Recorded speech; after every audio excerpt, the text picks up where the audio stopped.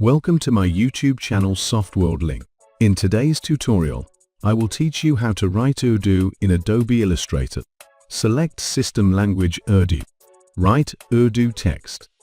See text not showing perfectly. Now we will fix it. Go to the Edit menu and then go to Preferences and then click on Type. Click on Show Indic option and OK.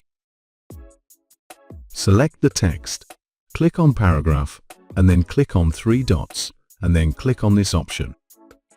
See now, the text is showing perfectly.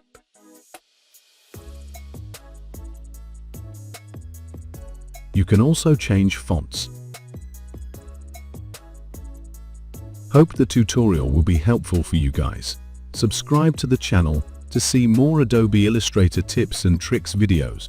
Thanks for watching the video.